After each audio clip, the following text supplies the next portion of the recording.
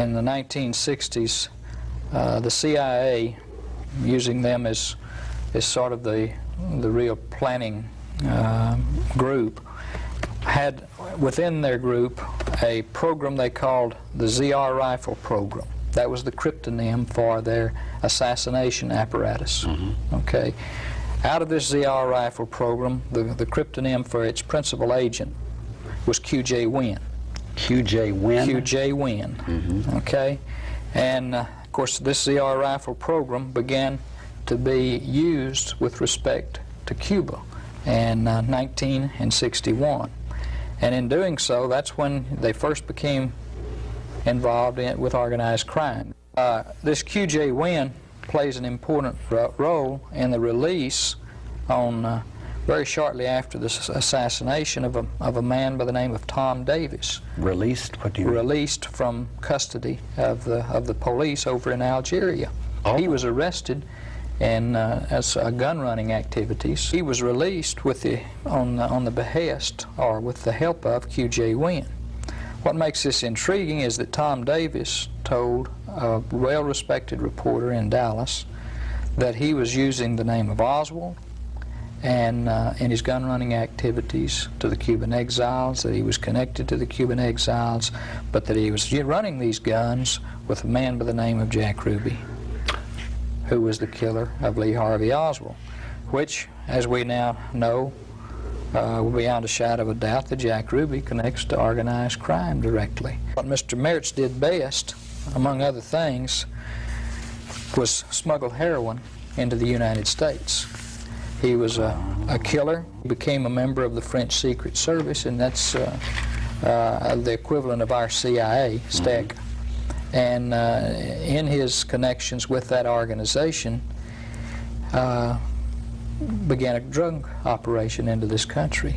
He, in my opinion, is a good suspect for the director of the assassination, and could possibly be QJ Win, who was a European.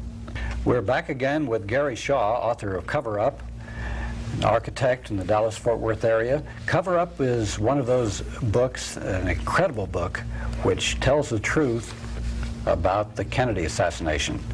Our last program, we went into great detail to show that it was impossible for one person, Lee Harvey Oswald or anybody, to have killed John F. Kennedy, because there were more than one shot fired.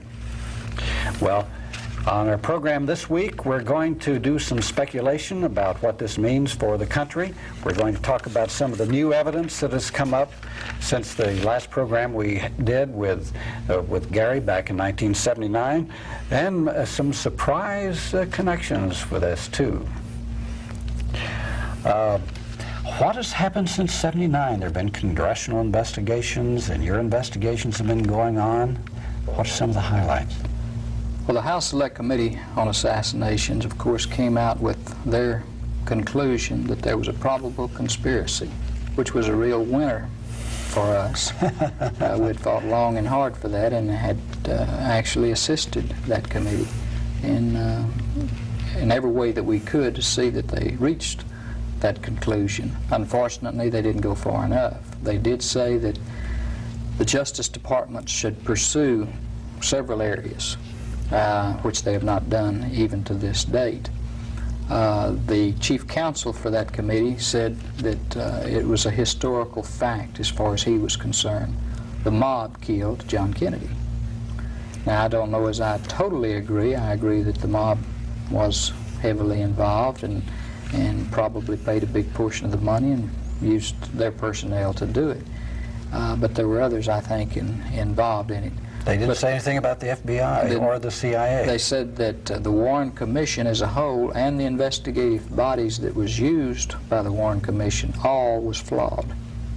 So there was a real put down by this new committee of the original Warren Commission and its report and its findings and conclusions. And so that was important to us. If we're going to get the truth out to the American people, that was a big step or a big hurdle. Unfortunately, the major news media said ho-hum to it, and therefore the majority of the American people don't even know that, even though they still believe today that at least about 85 to 90% of the American people believe that Oswald did not act alone. They've never been given any evidence on primetime national television to show them why they believe that. And there's plenty, as you've seen last week, and we'll talk about this week. Yeah. Gary, let's start off with this concept of the cover-up. This was the title of your book. Who did the cover-up of the Kennedy assassination and why? You've indicated that the Warren Commission report was part of this, but who would want to cover up the truth about the Kennedy assassination?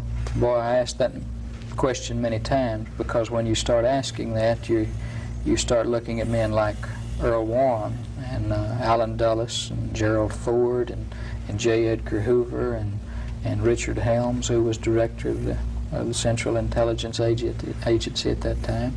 And you just go on, and it's mind-boggling to know that, hey, there was something amiss here, that there was a cover-up, and did these men do it?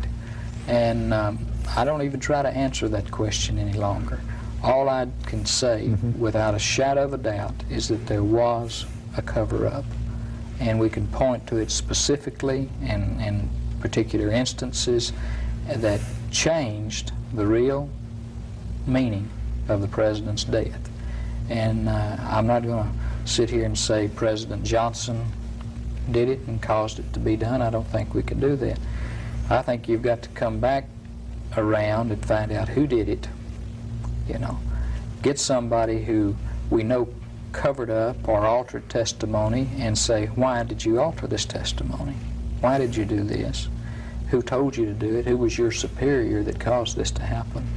And then go right on up the ladder. And I think eventually we'd get to the truth. The incredible part about it to me is not only these various government agencies were involved in the cover-up, but also the regular mass media, Life magazine, the networks, and even as late as, when was that Dan Rather cover-up thing about, what, about 10 years ago? About 10 years ago, Where they came out and they looked at all the evidence, we're going to make sure we do everything right, and they came to the conclusion that Oswald was the lone assassin. And now recently, when Walter Cronkite was wanting to do a complete investigation and documentary on the Kennedy assassination, CBS turned him down. Even Uncle Walter.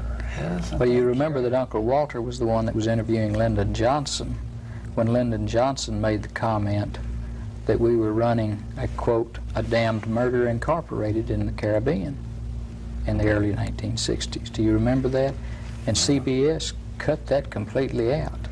And it was years before we knew what was cut out. We just knew that something was cut. And so the media did participate in the cover-up. Now, C.D. Jackson is a long time OSS and CIA. He's head of Time Life. Yes, he was the head of Time Life at that time. And a very big person in the total American power structure. That's right. He's a big person in the organizations like the Trilateral Commission, the Bilderbergers, the Council of Foreign Relations. Unfortunately, he died soon after that. He was the one responsible for buying the Zapruder film, printing a few frames of it in Life magazine, and then locking it up because he didn't think the American people ought to see it. I take the opposite view. If the American people had seen that film on Friday night, November the 22nd, 1963, they'd have never bought the lone assassin single bullet theory. Well, let's take a look at that remarkable and revealing film right now. This is the famous Abraham Zapruder film of the Kennedy assassination. The president is now hit in the back, and then while he's behind the sign, he's hit in the throat from the front. He's now grasping at his throat and trying to talk to his wife, and the fatal headshot.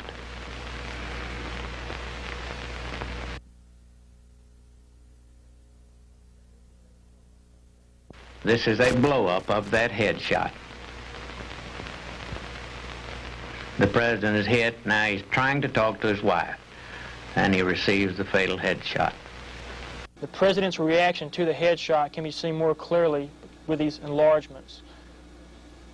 Notice that as the president is struck by the fatal headshot, his body is driven violently backwards.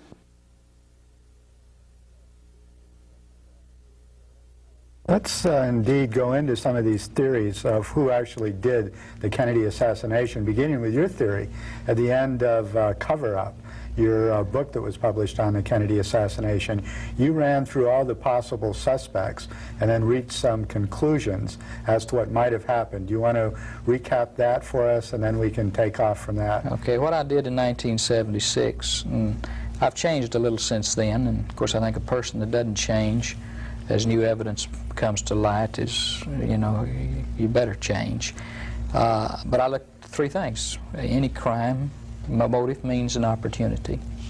John Kennedy, without a doubt, had managed to alienate every major force in the country, whether it be the right wing or the military or the CIA, organized crime. His brother Bobby was going after organized crime like no one had ever done before. And everybody, it seemed like, or every special interest group, he had managed to alienate. So there were a lot of people, the Arab people here in Texas, the extreme right wing here in Texas, hated him. The Cubans, because the Cuban of exiles, the Bay of Pigs fiasco. Right, because of that. And so he had enemies.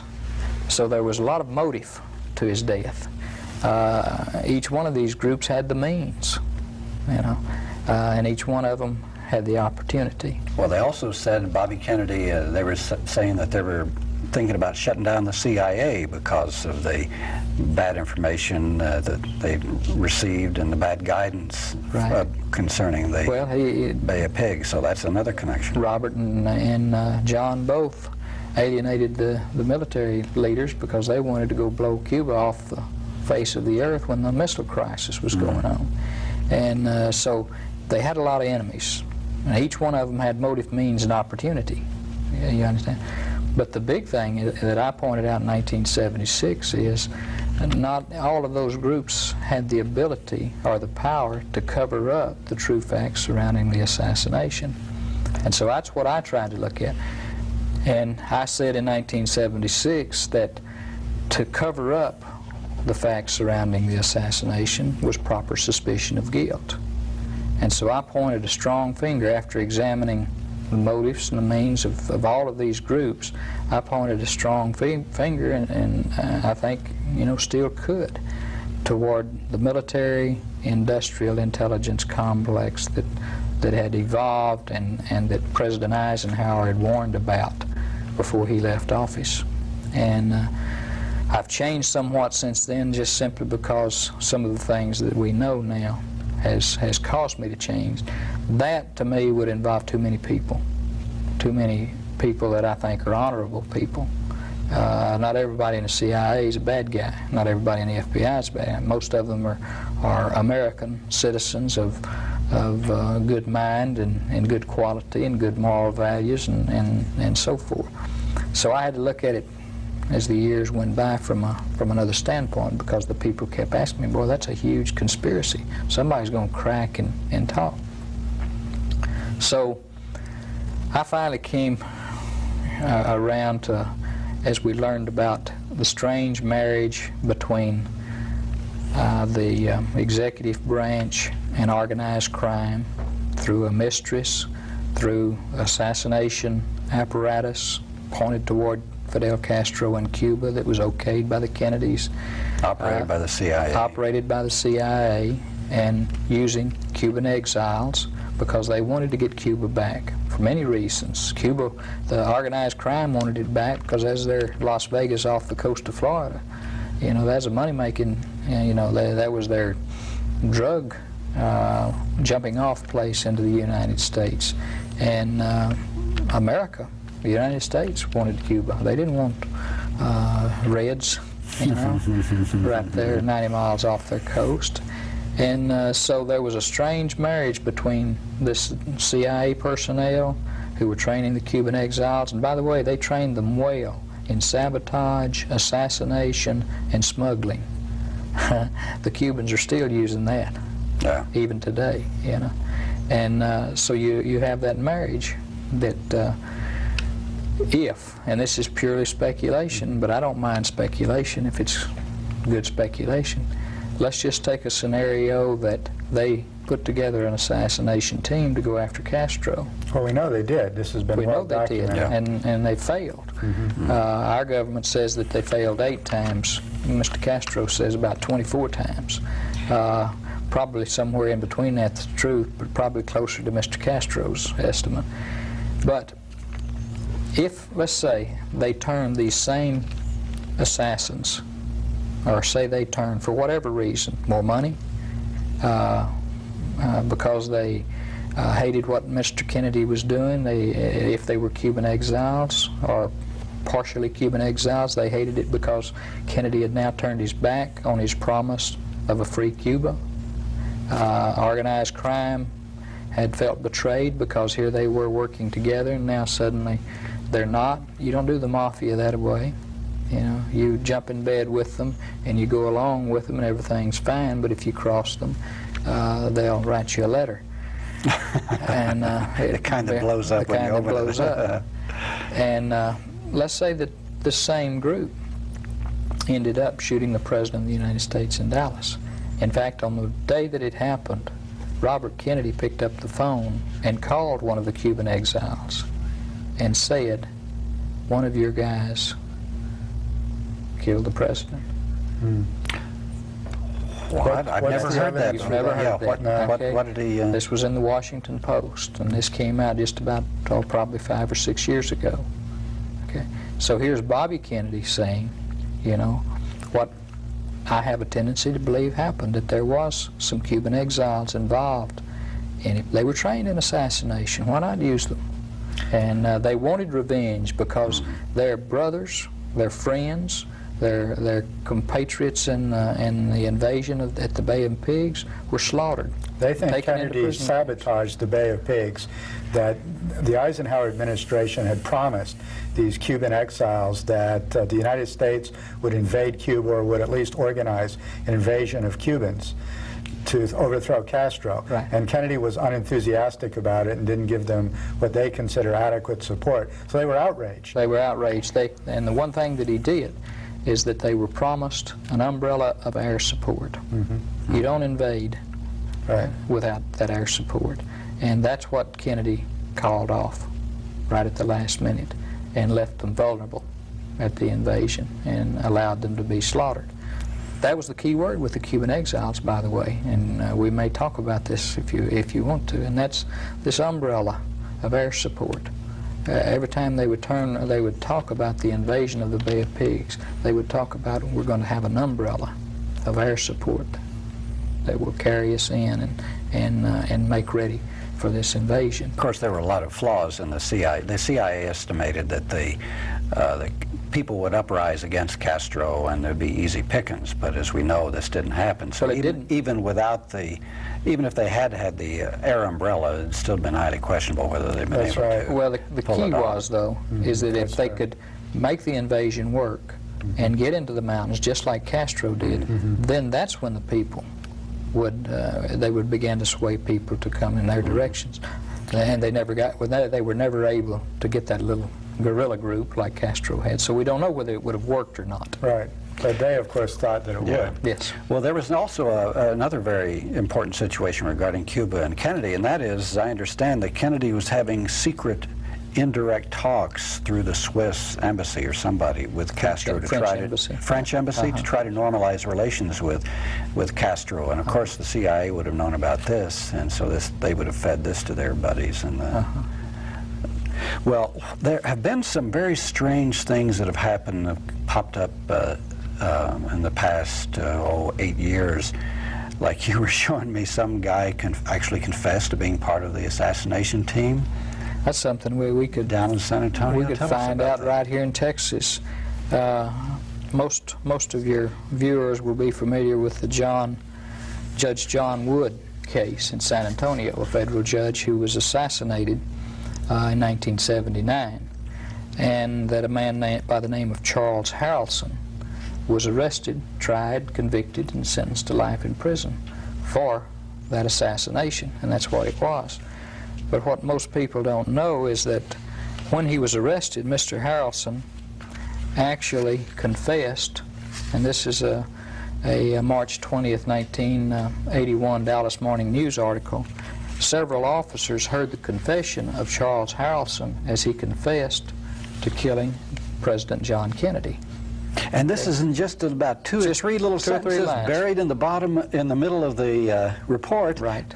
And they never even And it mentioned never got national No. coverage of a major. Never. So was he involved with organized crime? Did this guy have Yes, a and of history? course we're always interested. In fact, we were interested in him as soon as he killed John Wood, simply because of his appearance. Because actually, on the day of the assassination, 3 men were taken into custody, hiding over beyond the grassy knoll in a boxcar, open boxcar. They were paraded across Elm Street in front of the school book depository, and about 6 photographs were taken of them. These And are they- the famous 3 tramps. the famous 3 tramps, and Yeah. taken into the sheriff's headquarters. Nothing was ever said about them. There is no record of their arrest. So we don't no know who names. they are. We We've don't have any got- pictures. We've got pictures, but we never knew who they were. Okay. And the Okay? pictures is what? And the pictures are what's fascinating. Okay. Because these would be bad photographs, but here is a picture of one of the tramps, along with the mugshot of Charles Harrelson. You can see the strong facial resemblance here. Here's another photograph at a different angle of the tallest of the 3 tramps, and also a different view of a photograph of Charles Harrelson. And we've got that. Boy, they look so much. so much alike. Yeah, when you see them up. Here's the third view, the same tramp, the same tall tramp, but a different view of Charles Harrelson. Not only do the photographs look alike, not only has he confessed, but he also was connected to all the right people. He was a friend of the best friend of Jack Ruby, knew Jack Ruby. He was familiar with Dallas and all the organized crime figures in Dallas. He also was involved with gun running during the Bay of Pigs, so he was familiar with Cuban exiles and some of the CIA personnel. He had connections He had with the all CIA. the right connections. And these photographs, as bad as they were shown to some forensic pathologists who study facial features, okay, and testify in courtrooms about whether this photograph, if it's aged 10 years, would look like this photograph. And their findings on 3 of these photographs were that there was a 90 to 95% probability that Charles Harrelson and this tallest of the 3 tramps were one and the same. So this would give credence to his confession. Very, very much so. Let's go back for just a minute to this organized crime connection. You pointed out that organized crime was very angry because they lost Cuba.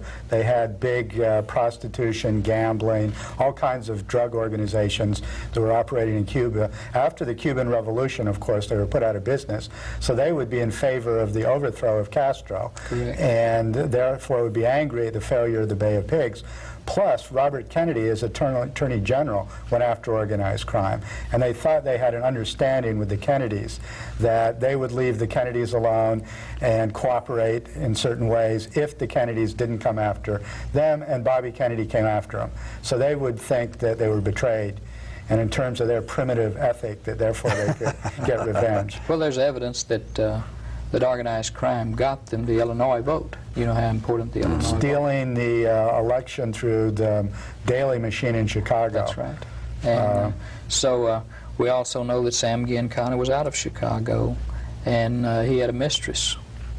Some of your viewers probably are familiar with that came out just this year, that a lady by the name of Judith Exner was a mistress of Sam Giancana, head of the Chicago Mafia, and also head of this assassination attempts on Fidel Castro, organized by our CIA, and that Jack Kennedy had a relationship with this same Judith Exner, and she confessed recently. Yes, they were lovers. She was a mistress. Mistress, and that she actually became a courier between the President of the United States and Sam Giancana during the period that she was seeing him in and out of the White House. There's another mistress involved here. I saw in a Liberty Lobby or a Spotlight article a few years ago where there was an investigation or something, maybe you read about that too, about Marita Lawrence, who had been one of the favorites of Fidel Castro, and she had testified in court that she had participated in a two-car caravan a couple days before the assassination that went to Dallas. This caravan had rifles, had firearms. One of the passengers was Lee Harvey Oswald. And when they got to Dallas, they were paid off by E. Howard Hunt, who also took the arms. Now, is this verifiable, or is it anything you've heard about? I've heard about it and read about it, and there's no way you can verify something like this except to say that E. Howard Hunt goes way, way back to the origin of the Bay of Pigs under Richard Nixon. Richard Nixon is the one that originally started this movement to invade Cuba using the Cuban exiles and using E. Howard Hunt and Bernard Barker and Virgilio Gonzalez and all of these, or Martinez, and all of these people that later end up, James McCard, end up as the Watergate burglars in the Nixon administration. Two of the people in this caravan with her were also turned up. Everywhere you look, you see, again, you see Howard Hunt.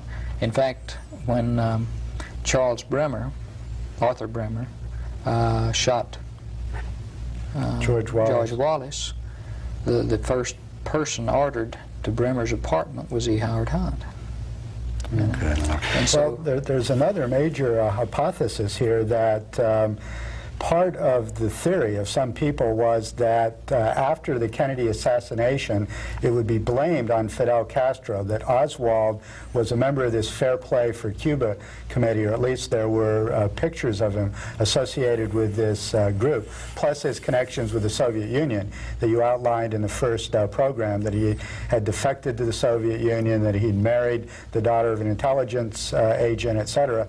So they were building, therefore, a scenario where they could blame it on Fidel Castro, the assassination of John F. Kennedy, and could use that as a pretext for the invasion of Cuba, which would, of course, satisfy both the mob plus these right-wing Cubans and other right-wing groups in the United States. So this is also part of at least a scenario as to what was going on at that time. I think a very important part of the scenario that was going on.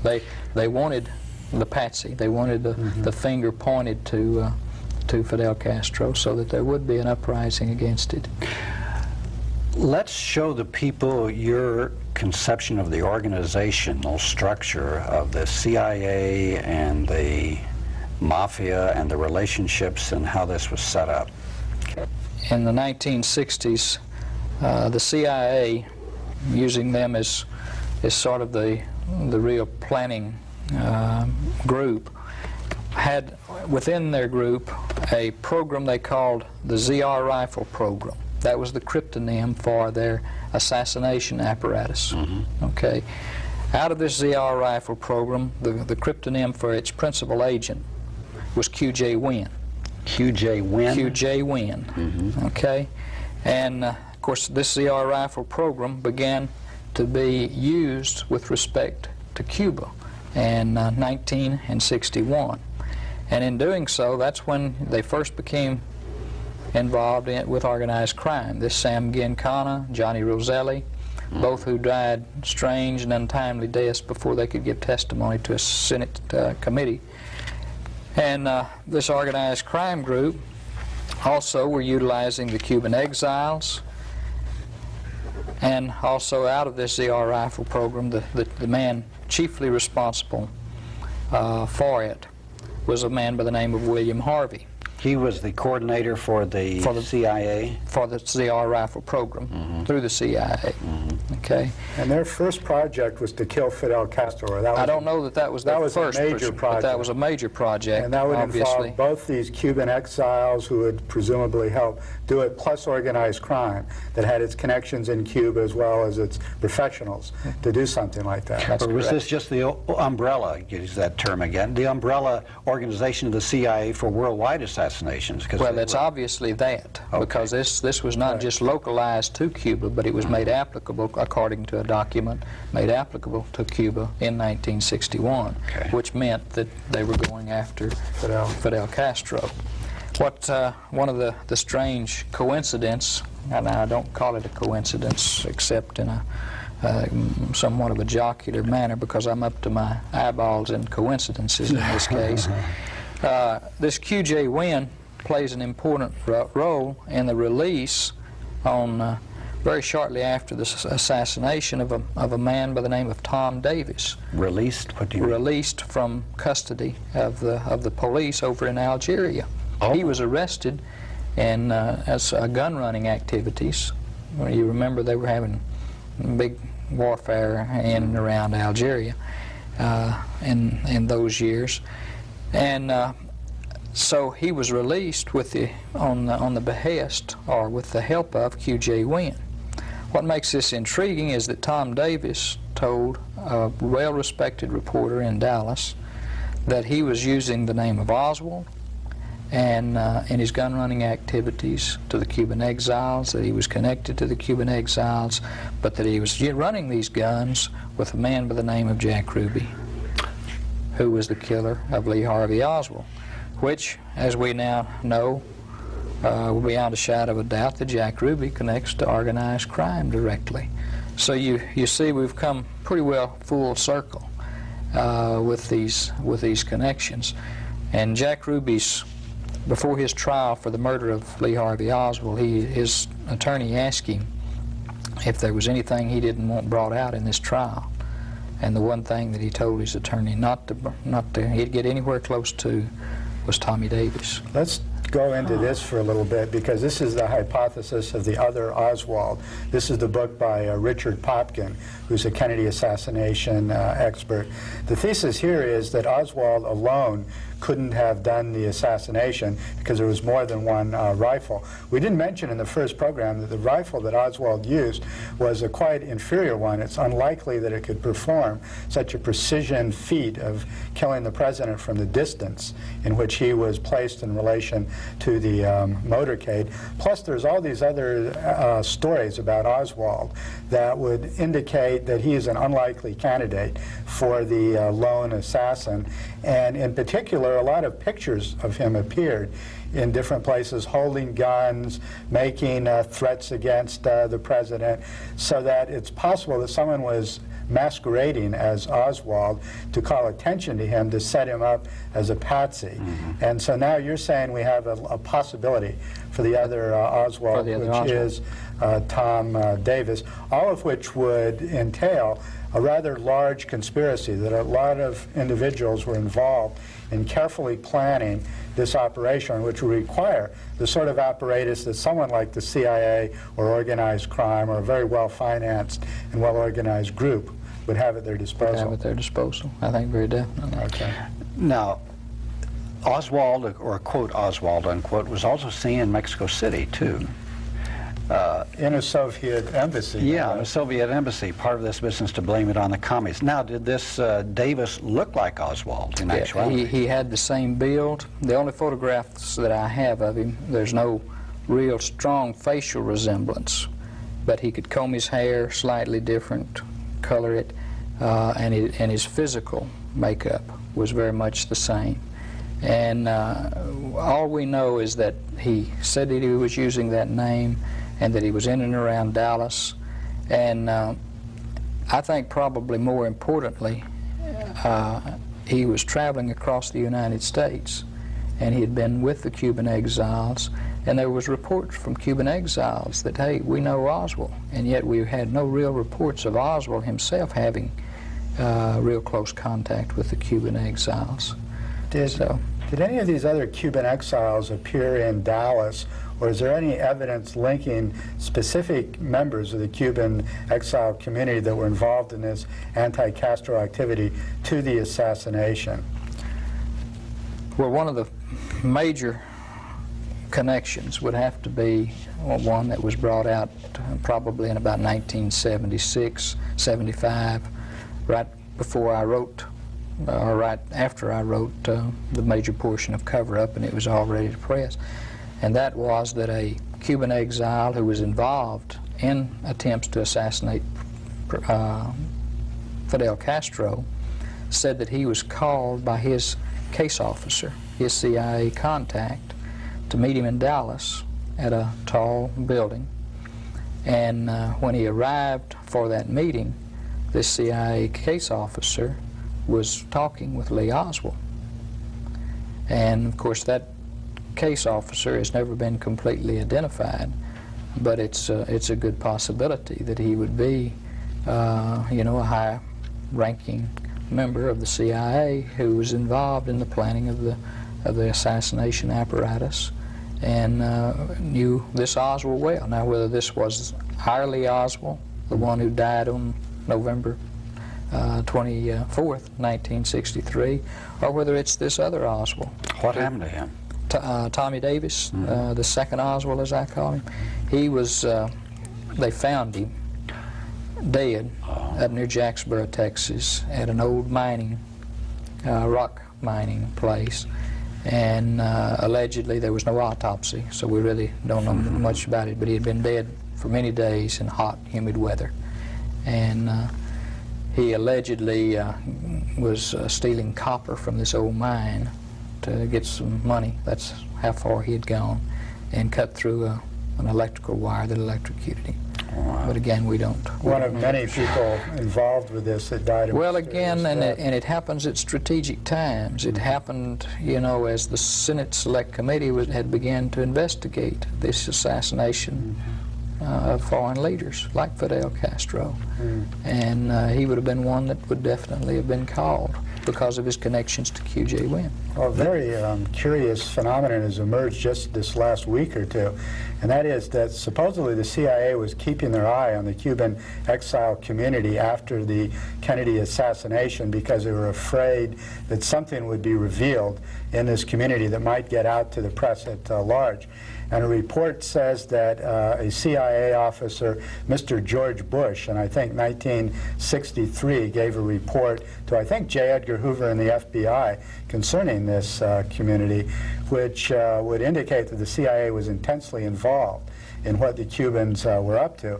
And this raises some questions about Mr. George Bush, who is running for President of the United States now, because he had denied previously that he was in the CIA until he was named director of the CIA in 1975. Was this something of a surprise to you? Very much so. You're doing your research, and what did you make of this? I can't make anything out of it right now, except I'm going to look into it more and more. I'm interested in his connection to a man by the name of Felix Rodriguez, who goes back all the way to the Bay of Pigs, right. You know, which may or may not mean that George Bush goes all the way back to the Bay of Pigs and his involvement with the CIA. Remember, the CIA has employees, and then they have contract agents that are hired for specific tasks and are really not considered on the payroll, but are paid contract amount. And so they also have denying assets, Mr. Bush denying that he was ever involved with the CIA prior to 1975 is a little strong, I think, on his part. Right. The other thing they have are assets, which are people that work with them on specific projects. An article just appeared in the middle of July in The Nation magazine that indicate that George Bush's biography and the stories about him from various reporters are always very sketchy about what he was doing in the early 1960s. He was working with his oil business there that was very active in the Caribbean, and he was traveling a lot in that area, which would make him a perfect CIA asset. That is, someone who would do activities for them, provide information to them once in a while, and have close working relations with the CIA.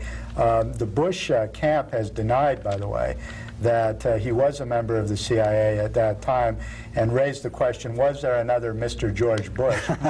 This document, it's an FBI document, the name's George Bush. Did Tom Davis look like George Bush? No, afraid not. But this could be a major embarrassment for Bush, particularly because this Felix Rodriguez that you mentioned turns up in the Iran-Contra operation as the man in El Salvador who was in charge of getting supplies to the Contras. And when the congressional funding of this project was ended for a couple of years, Mr. Rodriguez allegedly engaged in some illegal activities to get guns and different supplies to the Contras that might even involve drug running. These are the allegations Yeah, they're saying that are made. And that George Bush's office was in close contact with Felix Rodriguez at this time. Don Gregg, who was Bush's deputy director of the CIA when he was head of it in 1975, and who was one of Bush's closest workers in Bush's office, was in close contact with Felix Rodriguez in this Contra supply operation that would push Bush very close to some highly illegal operations. Now, if he goes all the way back to the 1960s connected with this group, this is sensational. The only thing that I can say is I'll guarantee it won't lay dormant. There'll be some people working on this between now and election time. There's another new bit of evidence that has come up since our program in '79, and that concerns a Frenchman by the name of Swetra. Can you tell us about that? Yeah, that's an intriguing story, and one that we had just started following when I was with you back in the late 1970s. We had gotten hold of a CIA document under the Freedom of Information Act that said that a man by the name of Jean Swetra, a Frenchman, also known as Michael Mertz, also known as Michael Roux, was in Dallas on the day of the assassination and was expelled from the country within 48 hours of the president's death, and that he had previously been involved in attempts on the life of French Premier Charles de Gaulle. So, of course, immediately the antenna goes up on a document like that. Here's an assassin in Dallas, and nobody's looking at him. So we began to pursue him. It's been a long trail, and we're still not through, but I can tell you this, that there is actually a Jean Swetra. Our people has talked to him. He's denied that he was in Dallas, and in fact, he's denied that he's been in the United States, and we have no proof that he has. There is actually a Michael Roux.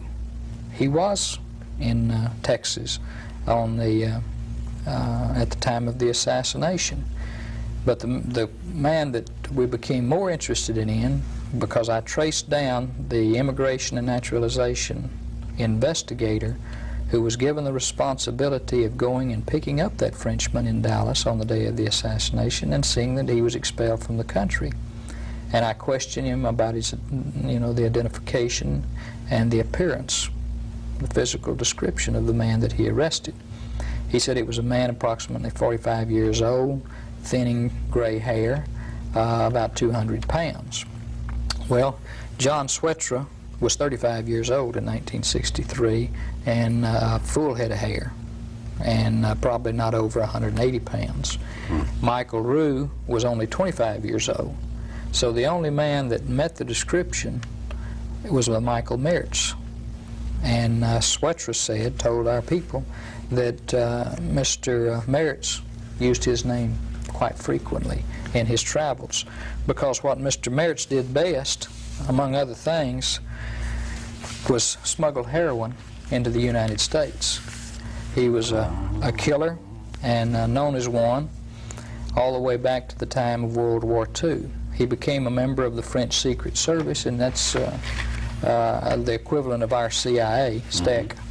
And in his connections with that organization, began a drug operation into this country.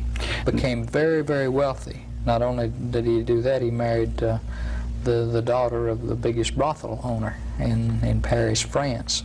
Now, the CIA, or the OSS at the time, was very instrumental in bringing the French mafia back and busting heads to keep the communist unions from, and the Communist Party from gaining power in France. And they helped, particularly in Marseille, to help reestablish the mafia and their drug operations. Now, is this where this fellow was connected? This fellow here is connected with that same group in Marseille. And how does he connect with that structure that you outlined that might well have been the group that carried out the Kennedy assassination? How does he fit into this scenario? That's what I would like to know. We've not been able to contact him. He's highly protected, lives on a huge piece of property outside of Paris.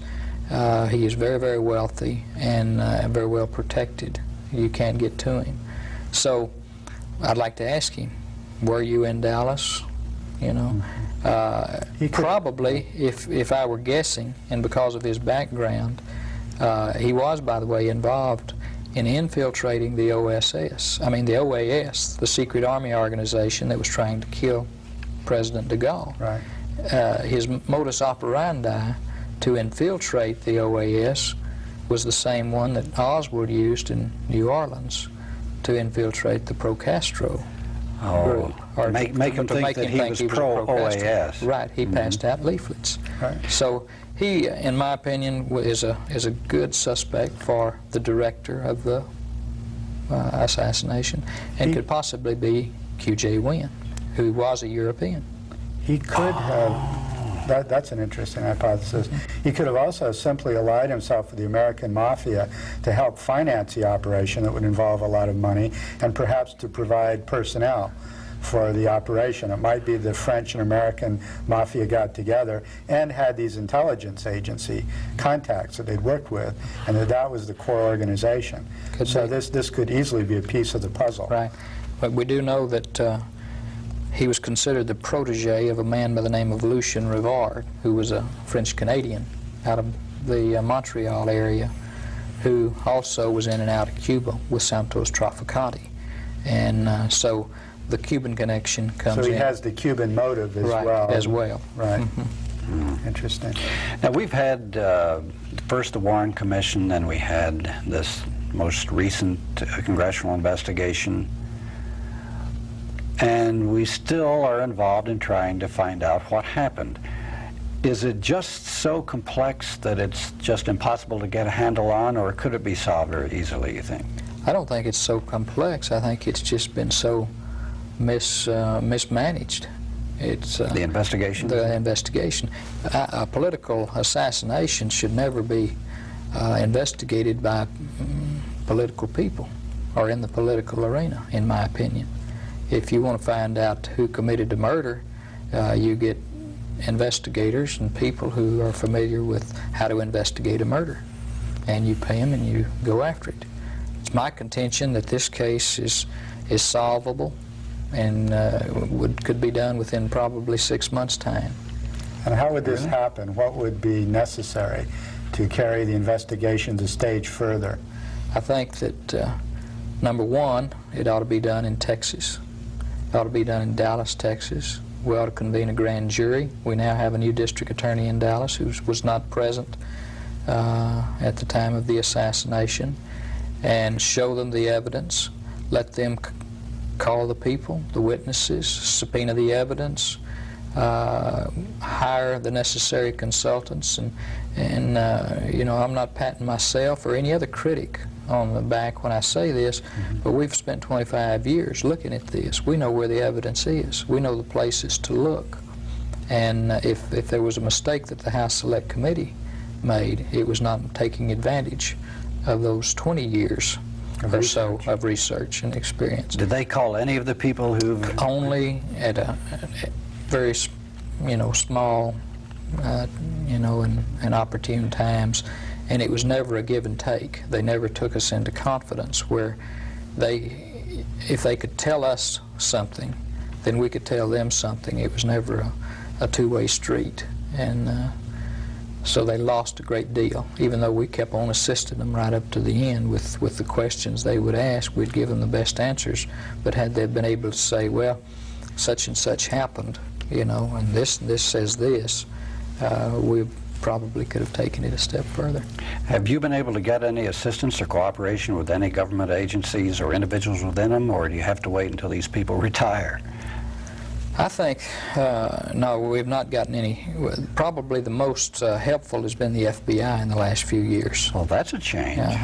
In the release of documents. Freedom of Information Freedom of Information Act. They've been forced to do it. Well, they're not as much forced to do it now as they really do seem to go out of their way to cooperate. That's a change. Yeah, it is a big change. The CIA is still a closed door, and they won't respond to most anything. And I think, you know, basically what must happen is that it has to come from the people again, and the pressure has to be put on the people in places of responsibility. That can only come by education. And the media, too, has a responsibility. Obviously, as we indicated in the first show, the media was part of the cover-up. And it's the media that would focus attention on this to make it a worthwhile issue in terms of putting importance on it. Right. You talked about in the first segment of this show about our Assassination Archives and Research Center, and our thrust. The Assassination Archives and Research Center in Washington, D.C. Right. That you're a founder and a board of director on. That's right. Okay. And our thrust is going to be not only the gathering of information and the gathering of files and the filing of information lawsuits when necessary, but also to see that this is brought to the attention of the American public. It would be great if our group, which is recognized academically as a historical group now, could have primetime television coverage and let us just go on the air for a mini-series, if you want to call it, because as you can see by our time together, you can't do it in an hour or 2 hours. Right. And show the American people the evidence of the conspiracy, of the cover-up, of the potential suspects or the guilty party, and force not necessarily a new investigation, a grand jury looking into it, looking at the facts, and then bringing to trial those that they feel need to be indicted. So you want to go more through the legal system. You've seen 2 political investigations Correct. that were cover-ups. Correct. So you no longer think that the federal government has any interest or motivation. It's not no longer. I predicted it before. I said when the Congressional Committee was organized that it should never be in a... Right. So we shouldn't make this a demand for the Duke if we want to vote for him. That's right. Because they would just cover it up anyway, even if they did another investigation. But you think if we got some legal prosecutions going, that this might unearth the evidence, and if the media took this up and the American people became educated as to what happened, this could finally solve the case. I think it could. I think that we have open-minded, young, vigorous attorneys now with sharp minds, and would have an open mind to it. I'm 50 years old, spent 25 years. We can furnish them with the facts, and they're not politically married yet, and I think they can do something. Now, your book Cover-Up, you had to publish that yourself, I understand, because you couldn't find a publisher that would take it. And so there was a kind of limited edition, about 3,000, Right. something like that. Is there any way anybody can find a copy of that anymore? Every time we play your program, people call, say, I want to buy Cover-Up, and can't find it. Unfortunately, it's out of print and cannot be found except occasionally in a used bookstore or collector bookstores. They're selling in collector bookstores now for $35. Hopefully, that before too long I'm going to update it. It's 10 years old now, or more, 12 years old. Update it and hopefully find a publisher this time. It's a different mentality now than it was even in 1976, and certainly different from the one in '63. So there's a lot of new evidence and a lot of directions that we can point now, and I'd like to see it in print.